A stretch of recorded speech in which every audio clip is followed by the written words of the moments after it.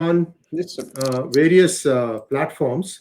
So Can you hear me clear? yes, Loud yes, and clear? I can hear you clearly. No problem. Okay. Okay. Very, very clear. No Hmm. problem. Hello and welcome to PGurus channel. I'm your host Sri Iyer. Today, for the first time on our channel, we have the pleasure of Sri Tom Vadakkan's company. Mr. Vadakkan, welcome to PGurus channel. Thank you. Sir, you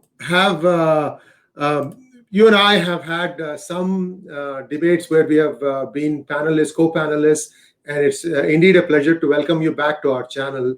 Now, let's start from the beginning. Now, you were a professional. What made you choose a career in politics?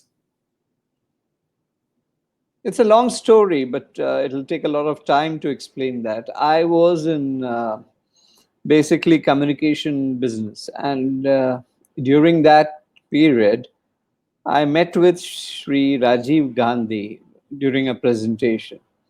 So we went into a small discussion on a variety of things in politics, particularly. Uh, he asked me a very strange question. He said, "What are you doing in this business? Why don't you join politics?" I said, "That's very funny, but who'll pay my bill?" So he said, "Try, and the offer is open." Well, that's how it all began. And the story, where I am today. I moved. I mean, that was a phase which, when towards the end of his regime, I was part of that team. We had a team called News Watch. And apparently, the objective was not just reporting news, but reporting negative news. He said, "Look, I get so much of information through the usual channels, but I want some information which tells me all the bad things about me." I thought that was quite a exercise. So we had a group of people who joined together, and we sat and started digging for negative news. That is perhaps a time when a leader realized that there's a different world outside than his, the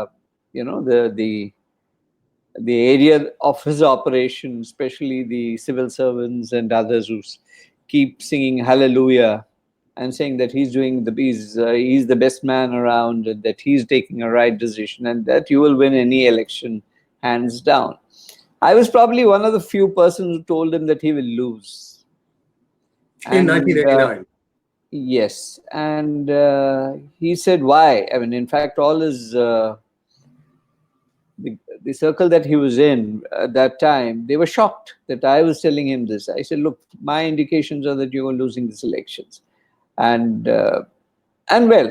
we parted, and subsequently he went to lose. He went on to lose. So after that phase, he wanted one of us to do an analysis on why he lost. He called us up, and then laptops were a very rare commodity at that time. And Yes. it was not. It was like he asked us to. He sent us 2 sets, and we were working on it. We gave him our perception on it, and that was. I mean, that's a long story. So from there we started on, and we gave him inputs on what's going wrong. And he was essentially a person who was listening. I must give it to him that he listened to people, and there was this connect, and that's why one felt comfortable during his time. So you've been with the Congress for many, many years. So what was the trigger that made you leave the party side? Well, 30 years and counting has been the time that I've spent with the Congress. Yes. I've associated with Mr. Narasimha Rao too. Had meetings with the then Prime Minister, Mr. Narasimha Rao. And he was probably a non-Gandhi member. And that's what has been his problem. So meeting him was like, it had to be very secretive, and the other team should not know that you are going. I mean, it was because sometimes you were called by him. In fact, you couldn't go meet him without being asked to come.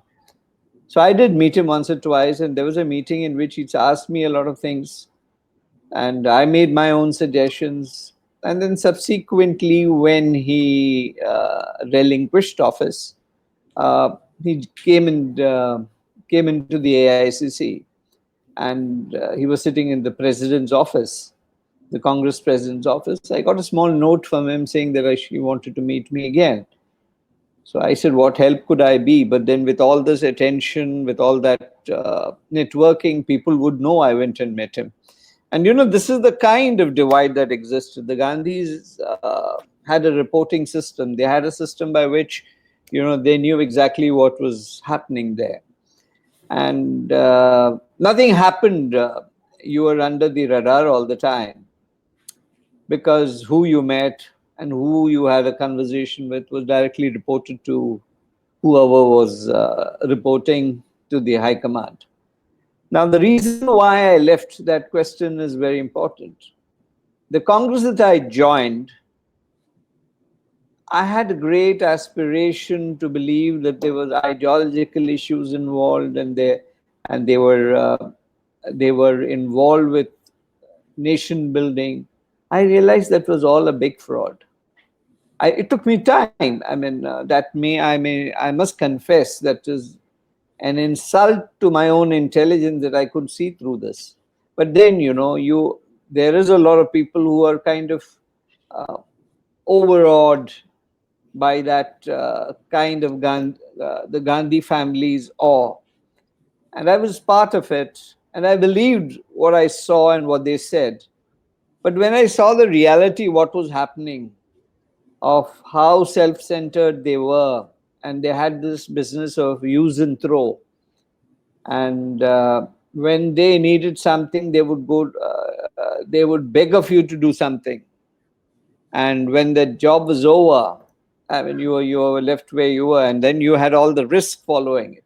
And there was this feeling that if you were in trouble for, as a spokesperson, you said a lot of things, or there were attacks from the other side, you would be left alone. There was no support system coming in from the Congress. I mean, you were left alone. I mean, if you're hunting, you're hunting alone. If you're running, you are there, and there's no.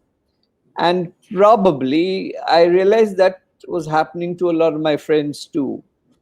When there was some CBI case or something, they were left alone. There was no backup. They were treated like, well, you must have done something which is offensive, or maybe there was something which we don't know. This was a kind of a thing. Then, so this blind loyalty, I thought, was misplaced. And the ideological position was self-centered, how to collect money, how to run the system the way they wanted. And I remember we were literally thrown from the Rajiv Gandhi Foundation building. We had a very snug little office there. And one bright morning, we were told, no, you have to shift back to 24 Akbar Road. Yeah. When was this, sir? When was this? I'm a little bad on the dateline, but this happened when all the offices were shifted from there. And we were the last team to go out. So we were told that the order was that you must leave. We were 5-6 people there working, and we had to keep a distance from political people, because the job that we were doing demanded that we, wrote something that was critical of many of the political leaders. So we didn't want to expose ourselves to that situation. So we asked for time to meet Mrs. Gandhi, and she was kind enough to give us time. But she was very, very, very, I should say, firm that you must leave. This is not a political office. This is going to be the foundation's office, and you have to leave. So we did leave. We were given a small office in Akbar Road, and we started work as loyalist workers. We did our work. Then there was a setting up. Then Mrs. Gandhi came as Congress president. I was almost about 6-7 months before that. We had a small team of 3-4 people who were managing the media. It was actually a media department. Incidentally, it was headed by Najma ji, who is now the governor and is in the BJP. I'm the second person, I think, in that order. So, she left because she was literally mentally tortured. I know the reason for I don't want to go into public. So, what is the decision-making process in the high command these days? Is it just the three of them, the top three, the family members that decide one way or the other, or is there any kind of a group think? Generally, it is a dinner time decision of the three. So it is they decide what is to be done, and the CWC is told that this is the line of thought, and that is communicated by the political secretary or whoever is the communicator, and that is the position that is taken from time to time. So there. Well, go ahead. Please go ahead. I thought you were done. Go ahead. So there's nothing called a decision-taking body. There are people who give them inputs. There are two set of people. One is her political workers or loyalists or whatever they are called. And there is a social network. There are two separate lines. The social network doesn't mix with the political component.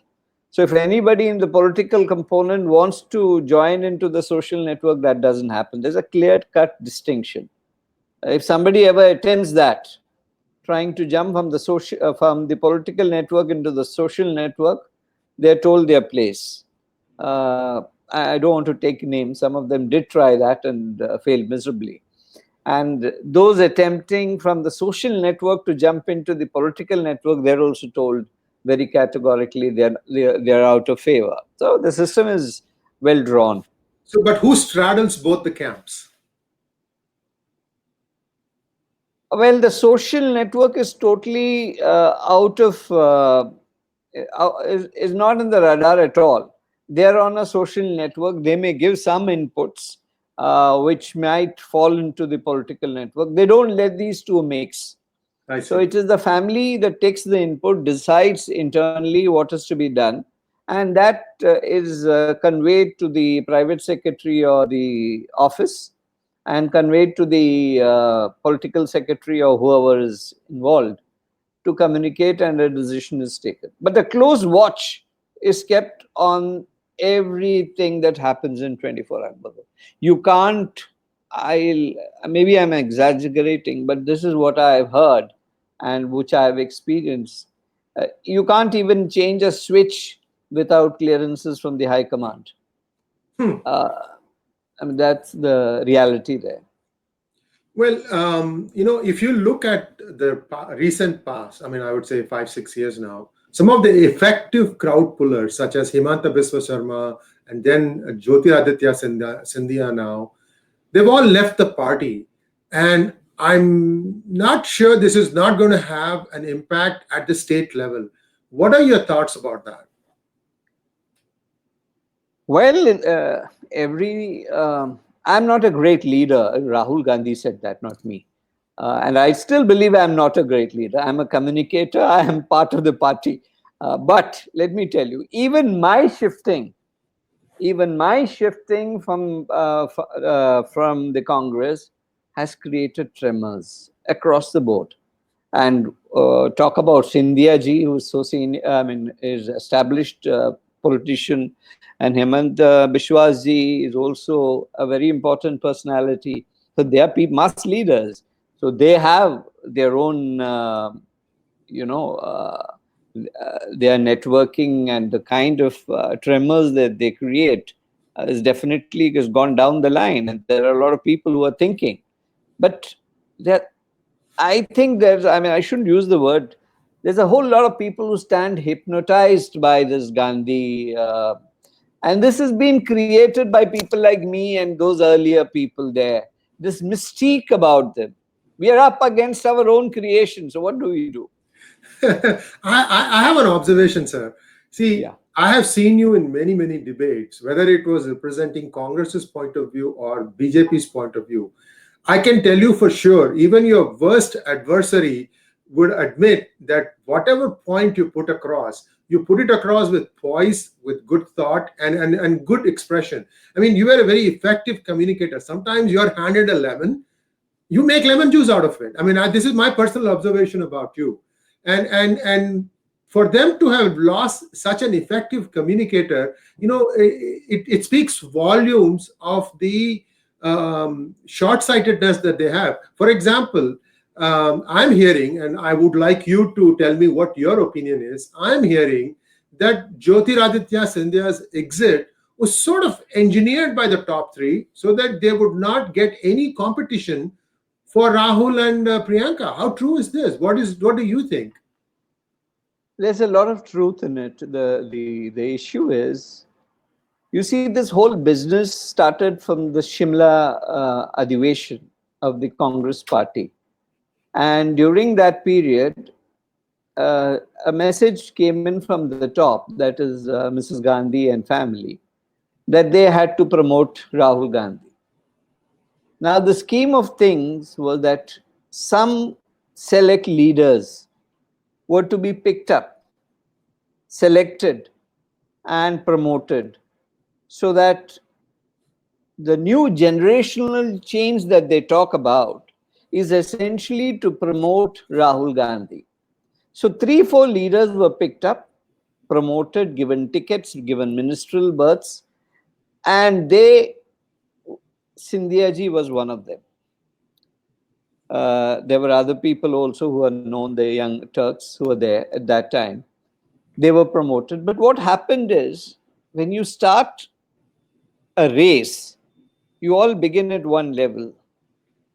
But these political personalities who were picked up with Rahul was like a rabbit and tortoise race. The tortoises won and the rabbit remained back where he is. And they did a lot better than Rahul. This realization dawned to them that these were real competition. So there was attempts very gradually when they realized that these people should be cut to size and their wings clipped. So there is logic in what you're saying. I'm not familiar with the plan of action or how they went about it, but it is quite possible, because this started from this whole business of generational change, that the seniors are not adequate and that you need a complete new leadership to take over. This was all basically a drive to bring the young man to the Congress president's chair. A long exercise. But the net result of this is that senior citizens or senior politicians of the Congress party became enemy number one of this young man. And the power center change was there, visible. So you created a situation, you created your own, what should I say, your own monster. You divided Congress by pushing your own son. You created a situation of divide. These senior people are full of experience and they know what politics is about. You pushed a young man who thought that he is cut out to be the prime minister of this country and who would become the president. And he felt that he needed people who would say yes, sir, to him all the time. And the seniors would give him advice, but they would often differ. So that is where you created, by trying to push him, you created a divide, and that divide is what they're suffering today, even today. Seniors believe that, yeah. Sir, you see, Rahul Gandhi has been launched several times.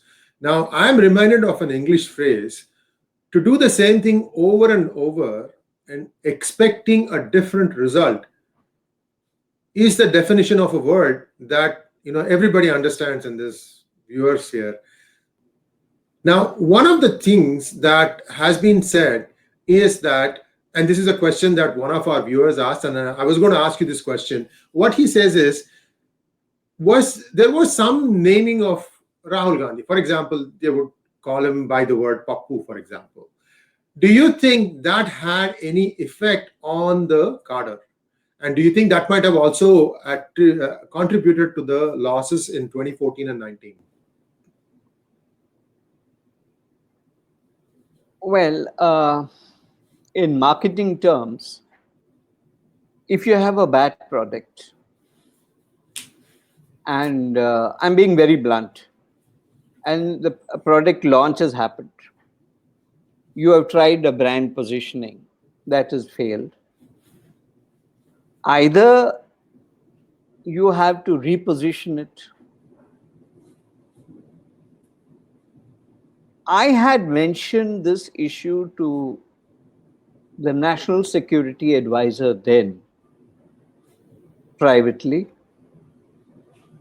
that look, he is being positioned in a situation which we will not be able to recover unless course correction is done. But this busybody was busy with other things. What I said, I still remember. I said, look, you are positioning him in such a situation that you will not be able to recover the product because it's going to be lost in a crowd. And whether the word Pappu had its effect, I don't know. I mean, this is something that research must tell us, and I wouldn't venture into that area. But yes, to my intelligence, it sounds, that's precisely what I said at that time. I said, look, you have actually launched him into an area, and then he went into this issue of being on page 3. There he was, posing with some people. They positioned him as a page 3 position. The point is, if you're a serious politician and you're aspiring to be the Congress president, your image is important. It's a very serious issue. You're a young man, fine. You have an ambition, fine. But the point is perception. If your perception goes wrong, then it's like committing a cardinal sin because you have gone off the track. Well, there is also now talk about palace intrigues that Priyanka also wants to, play a hand in politics, and I'm wondering, are these two now at cross purposes, trying to undermine each other? What is your feel for it, sir? Well, the process has started. Well, there has been denials from both sides that we are one family, don't ever try to break us and all that. All that is there. They keep denying it from time to time. But the camp positioning of people from the Priyanka camp who is involved with Rahul ji's camp are clear indications of who's calling who's holding the real controls. And if that is an indicator, there is serious trouble creeping in. It may be slow, but it is happening. I don't know if viewers caught that. That's a big reveal from Mr. Vadakkan. Sir, I have a very interesting question next.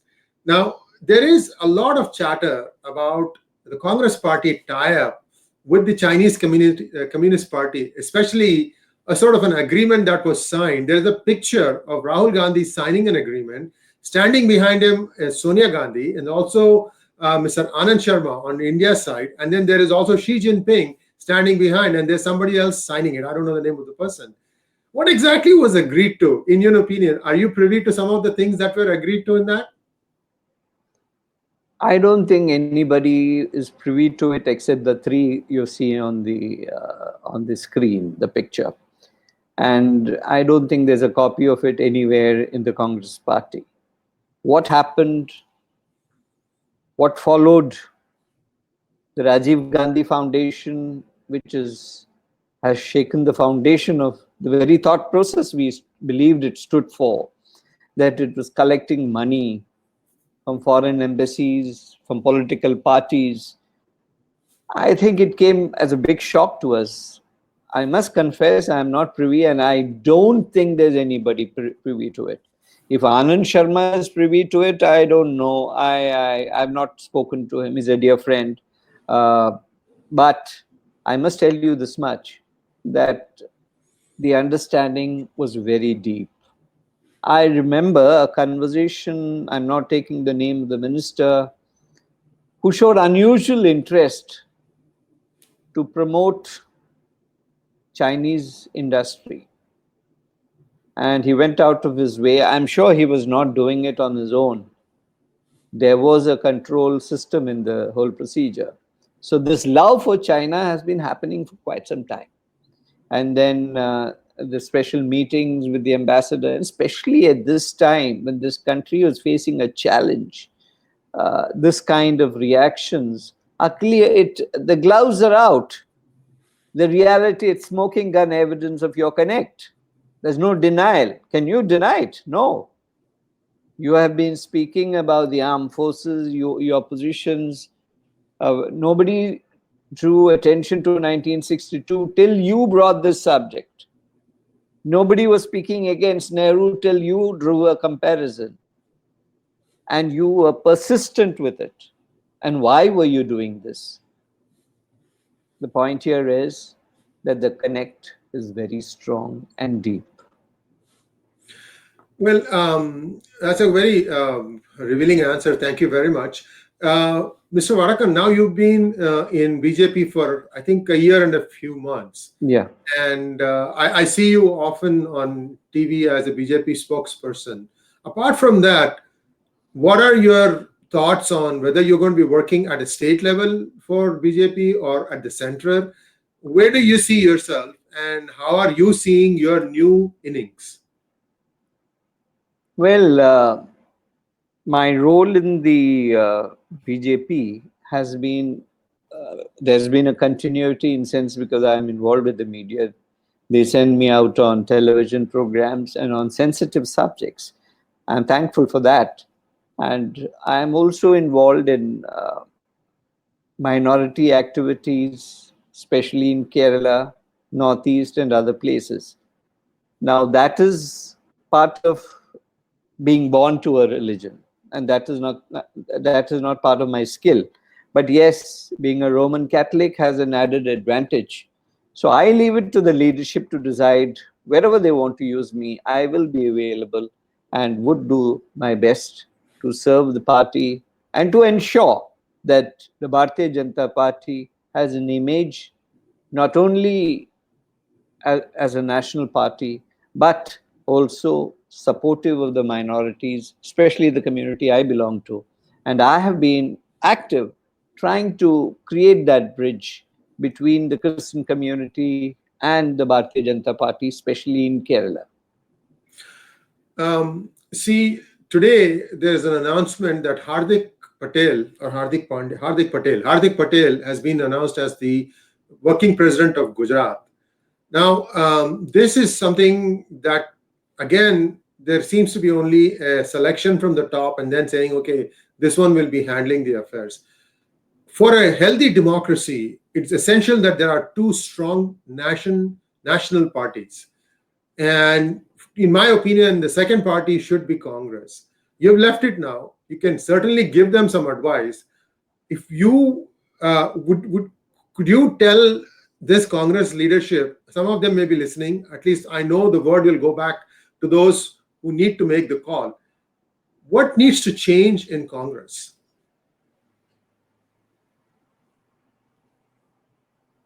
Collective leadership is missing. It is decisions are taken by individuals. Now, as far as Gujarat is concerned, nothing happens in Gujarat without the consent of Shri Ahmed Patel. That is the reality.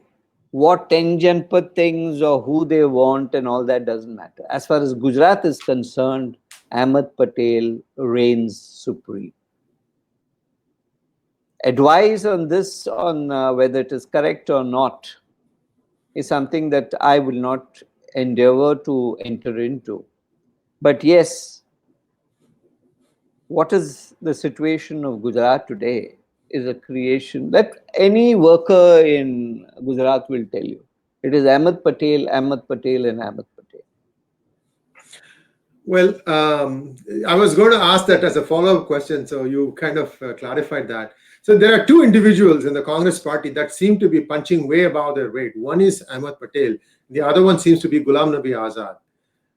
And if you look at what it means in a pan-India outlook, because I'm again thinking Congress is a pan-India party and that they need to have some strong roots. They don't seem to have anybody in Uttar Pradesh, and that has been the state of affairs for a long time. First question is, why do you think Ghulam Nabi Azad also enjoys so much importance in the decision-making process or the input-giving process? I don't know which one. And secondly, what do you think they're needing to do in UP? Well, they have launched their what they would call the ace card, that is Priyanka Gandhi.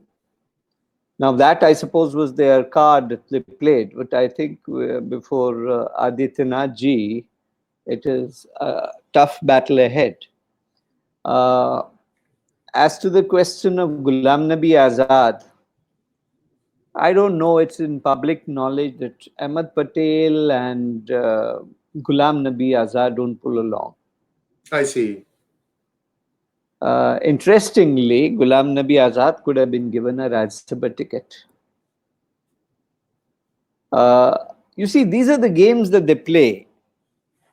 And now that he's out of the Rajya Sabha, they have pulled out an old war house and given him the ticket, and they are planning to make him the leader of the house. Now, what have they gained in the process? I know Anand Sharma must be brewing something that he should have got. They've checkmated him. These are the kind of games that are self-defeating. This is the kind of games that make loyalists think 10 times, what have I done all this for? I mean, it's an automatic thing that should have happened. Anand Sharma should be made the leader. And what happens? You have Mr. The former leader of the opposition, as I should say, has descended on the Rajya Sabha and he's been given a ticket. Why do you play such games with your own people? And these are the games these are the intrigues that they indulge in, and they expect loyalty. My question to you is, can anybody continue to be loyal if this kind of games are played right at the top? You spend all your lifetime. Anand Sharma is a dear friend. I've known him for years. He's contributed so much. His work is supposed to be one of the most loyal person. But I know what he's going through. Well, you asked me a question, and I'll say yes, I would have my doubts, serious doubts, as a matter of fact.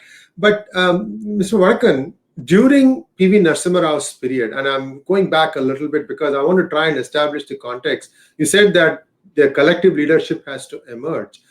During Narasimha Rao's, Sri Narasimha Raoji's leadership, you had elections all the way down from the district level and the state level. So basically, the Congress as an organization appeared to have found its feet. How many years did that last, and who dismantled that? Well, I think this phenomenon was, I wouldn't use the word dismantle. You see, this business of electing members, the voters, and the decision on who should be voting, the CWC members and all that, these are, I should say, hardcore backroom operations. It is during Kesari's time, I was privy to see how it happened. There were a few individuals who had loyalty towards Sitaram Kesari, sat in a room, locked themselves up, got all the manipulation done. I can even name the room where this operation was done. So we knew what was going on. So they deleted names wherever they felt there was a suspect. he was deleted. And the operation started during Sitaram Kesari's days. I don't know about earlier history, but that was the phase when it started, and the practitioners found it very convenient to carry on. And that is part of history that I don't think I have anything to add. But I can tell you the phase started with Sitaram Kesariji, and he went the way he went. Uh, I mean, these are the mechanics on which he operated, and unfortunately, when you plan it out, then you fall into the same the grave that you dig for others become your own grave. That's a sad story. How apt. So I'm just going to give you some states and describe what Congress has been doing or undergoing. See, Congress was last in power in Tamil Nadu in 1967. After that, they have never been able to go back and establish a presence there. And now, West Bengal, if you look at there, again, the fight now appears to be between Trinamool Congress, and one can make the extension saying that, oh, after all, these were Congress guys. I don't think so. And BJP today, if you look at the next coming elections, so one by one, Congress is losing all these states. And the only reason they are perhaps a presence in Rajasthan, Madhya Pradesh, Gujarat, Chhattisgarh, and Jharkhand, maybe to some extent, is because there is no alternative regional party challenging them. What do you think they need to do? First, let's see, in West Bengal, they may have a chance. I'm not sure. I mean, I would like you to share with our viewers, what do you think Congress needs to do in West Bengal? See, there are certain impossible tasks which the Congress cannot do. There are two combinations which can never match. That is the TMC and the Congress. I have seen this combine of Mamta ji and Sonia Gandhi. I've seen them work together. Those were the days. And I've seen the desperate opinions that were changed and exchanged between them. That, I think, is not happening. And if that happens, Congress will get wiped out.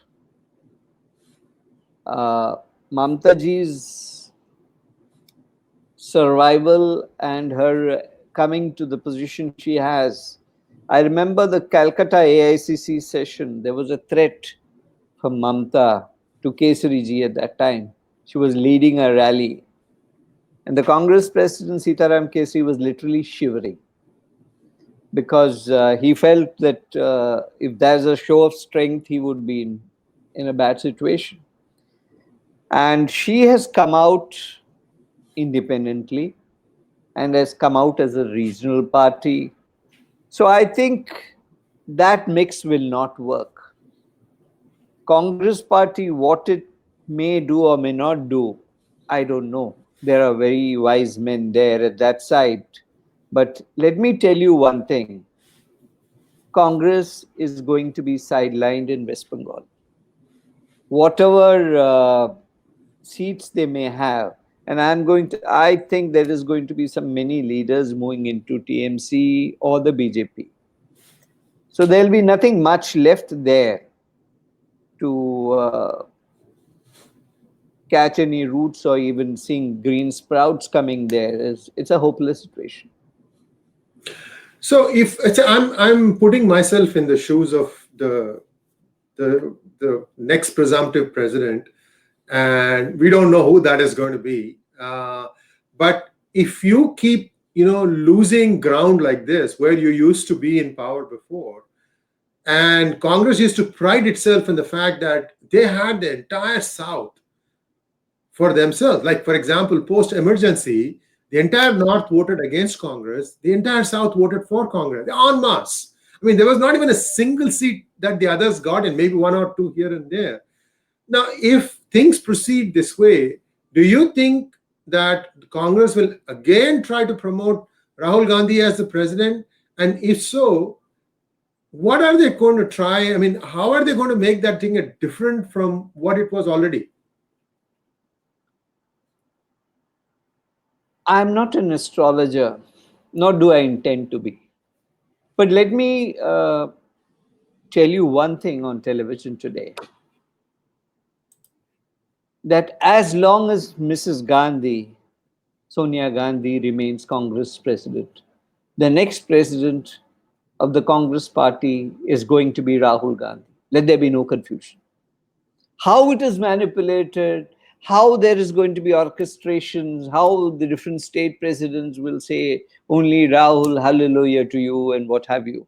I mean, I've seen that all, and we've all grown up with it. But the point is, this is bound to happen. And I won't buy anything that any other leader. There is a Sanjay Jha, who's a dear friend of mine, who's being very critical of the Congress party of late, and he says that he would fight for the CWC. I wanted to ask my friend a question which I can address through you. You have to be in the Congress to fight the CWC. You will have to find out whether your membership is still there or not, because without your knowing, you'd probably discover that you're no more a member. So let us. So to be a CWC member, there are certain basic qualifications. So my friend Sanjay has no clue how they operate. He's a very straight man and he speaks his mind. But there are methodologies which have been adopted from time to time of how you would realize that despite being a primary member, they'll discover that you're not a member. There's nothing you can do. So, who, in your opinion, is going to be the next bigwig to leave Congress? Well, for that, there has to be a Congress split. There cannot be any bigwig as long as the Gandhis are in the game. Let that be very clear, because if it is not Rahul Gandhi, somebody will have to push Priyanka Gandhi, and there is a team building up which is supportive of Priyanka Gandhi, and they're trying to push her, but she is limited by the fact that she's still in the family. But point is, the division is very, very clear. There's a whole team who are with Rahul Gandhi, but are actually people supporting Priyanka Gandhi. And there's a whole team which is with Rahul Gandhi, and they are developing vested interest to ensure that Rahul Gandhi continues. It's not so much of Rahul Gandhi wanting to continue, but these vested interests have developed their vested necessities. Yeah. So, see, that actually leads to my next question. In your opinion, do you think Rahul Gandhi really wants it? Because I tell you why. Every time there is a critical decision to be made after an election or some event, this man is jetting off to Dubai or to Thailand for days on end. Nobody knows where he is. And now news comes out that he also doesn't use the SPG's security also. So does he really want it, in your opinion? See, I've said this in my tweet also. I have mentioned it that, look, once the flights open, his challenge to the Bharatiya Janata Party will also fade. His namesakes will tweet from India, and he will clear it. So you'll have Rahul Gandhi operating on tweets. And I don't think the minute the flights open up, he's going to take the first flight and go on a holiday. Where he's going, what he is doing is absolutely, I don't know whether his mother also knows where he is and how he's spending his time. Be what it may, they have ensured that the SPG also doesn't get any information. Now, of course, there's no SPG to worry about. So he is a free man to go. And as to the question of his aspirations and whether he wants to be Congress president, I have no clue. But yes, they have what is termed as an attitude that they are made out to become the prime ministers or the Congress presidents whenever they want. It's a part-time job for them, for this private limited company. So this is a feeling of entitlement, if you will, and that I didn't want to use that word. I didn't want to use that word because I've used it too often. That's the issue. Well, you see, in this day and age, and I will be candid with you, Mr. Vadakkan, Prime Minister Modi also is not having an easy time right now. I mean, he has had a majority in the 2019 elections, but look at the questions being asked. Why haven't you done this? What about this? Why is this guy not in jail? This. So, what I'm trying to say is, no one doubted the ability of Chief Minister Narendra Modi to become the Prime Minister. Now, how can this family feel that they can parachute themselves into the Prime Minister's chair, and then do they even have a grasp of all the issues that may be coming their way? This today's day and age, things have picked up quite a bit of speed, if you will. I mean, who would have thought that after 18 meetings that Xi Jinping would go and stab Modi in the back? I'm saying it right now. That's how I see it. It doesn't matter what others see it. So what I'm trying to say is, you need to have some basic chops to be able to aspire for that seat. And you have to prove that to the people by doing something at a smaller level. Rahul Gandhi has never been in a ministerial position. Priyanka Gandhi hasn't even become a member of parliament yet. So I'm really searching, why is this this very what I call a dogmatic attitude persisting with them? Why isn't the rest of the rank and file asking, you guys have had your innings, move aside, we can do it ourselves? Well, this sense of entitlement seems to be in their DNA. It's unfortunate, but that's a reality. Experience for them, exposure for them doesn't really matter. They have come to believe that they are God's creation for the Congress party, God's gift. It's a white man's burden kind of a situation. And there's a whole lot of people who really think that without them, the Congress cannot survive. There are a lot of people who believe that I think it's time for them to step out, step off. Now, that school of thinking is building up. And if that school of thinking comes up, then there is some hope for Congress. But the people of this country have woken up. And the number of seats they have won is a clear indication that people are not so as blind as they thought they are. And in the coming elections too, if they are going to use Rahul Gandhi, I think that's the best thing that can happen for the Bharatiya Janata Party.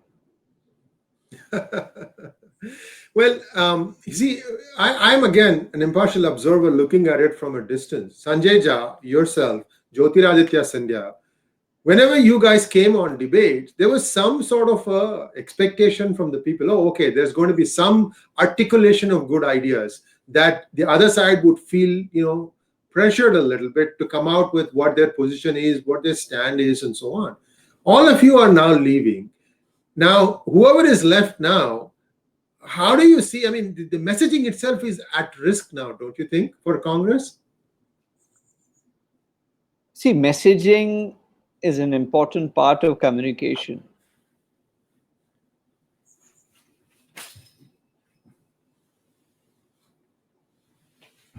Go ahead. Please go ahead.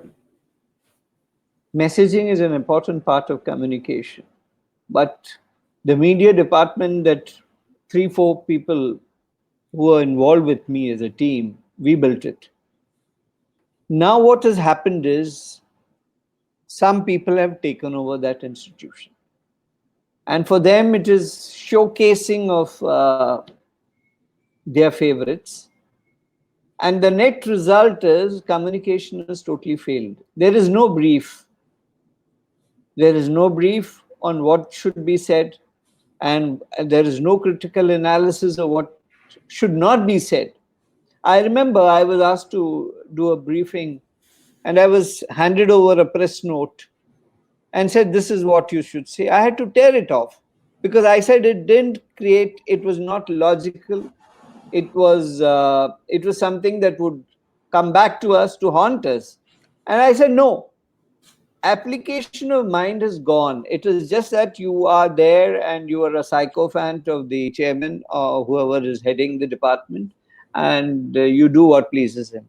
They argue, they shout, they scream. There is no articulation. There is no narrative that is being built. When you miss out on the narrative, ultimately the whole issue about a proper briefing is that you have to create a narrative. And that narrative is not following somebody. It is somebody you need to set your own trend. You have to send your own narrative, which the other must follow.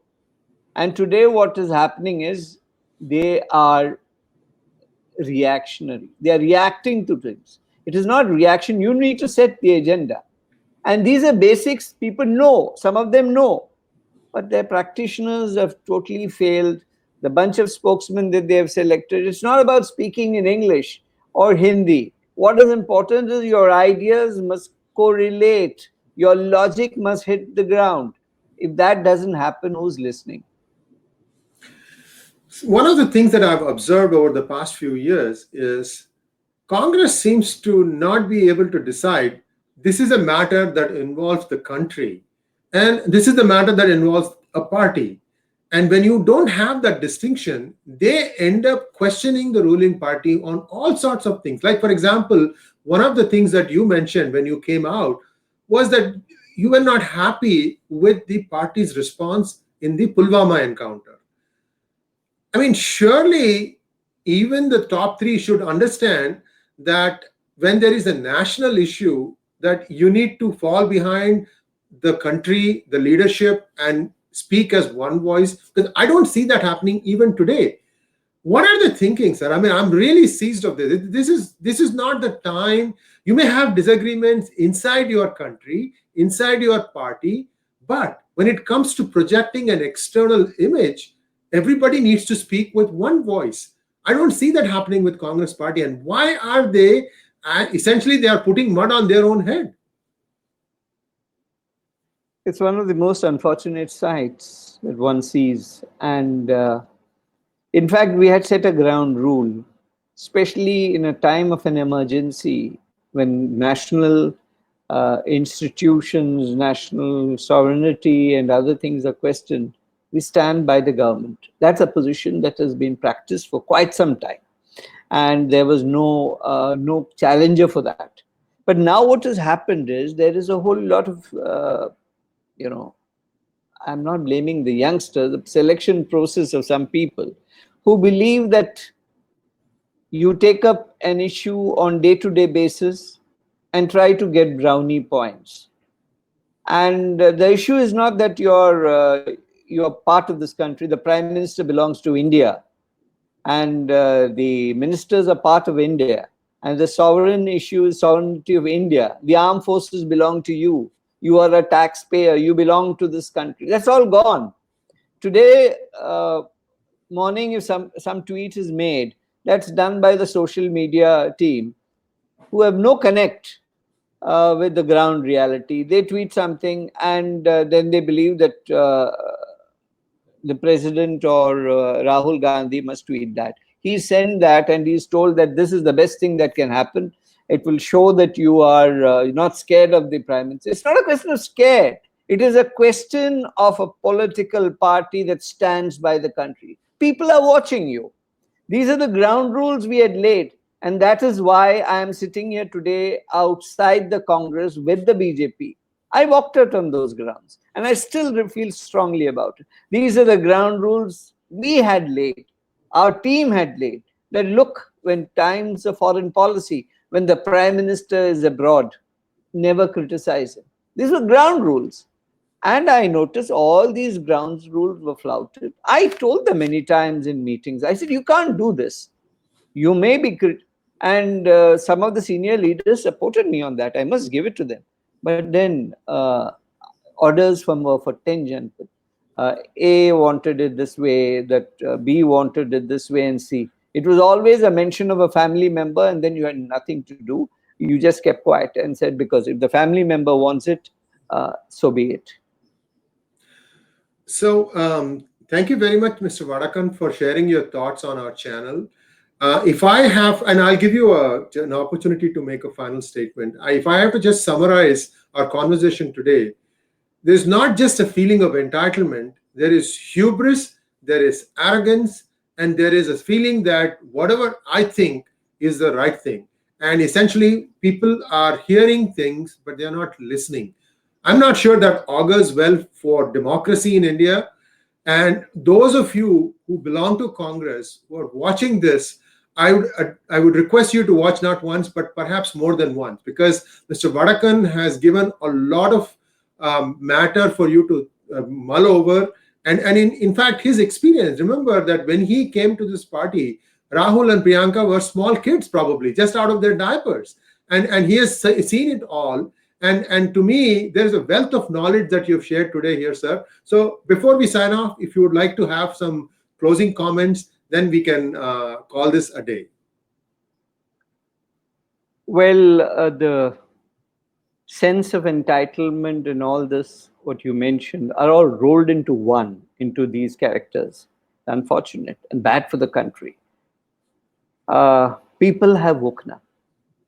This country has woken up. This new generation has risen up. And they believe that we are more qualified than you. We are more better. We are more, we are people who can sit on commanding positions. Why you? These are questions youngsters are asking. How are you different from us, except that you are by birth born into a family? The question to dynasts are getting very strong. The dynast must realize you may have been elected, and how you get elected is another story. But let me tell you, time is of essence. Your days are counted and accounted for. If you continue the same way to lead one of the oldest party into a situation where Mahatma Gandhi had predicted that please wind up. It's a sorry state of affairs. We wanted an opposition party and we still desire that there's a two-party system. But I'm sad to inform you that this is not happening within this regime of the Gandhi dispensation. Thank you very much, Mr. Vadakkan, and it's been my pleasure talking to you, sir. And it is my hope that we will have more such enlightening discussions, because if you notice, this is a slightly different format from a television debate. Nobody's trying to shout over nobody else. Nobody's being hectored. And I hope that you had as much fun having this hangout as I did. Thank you very much. Namaskaram. Namaskar. Thank you.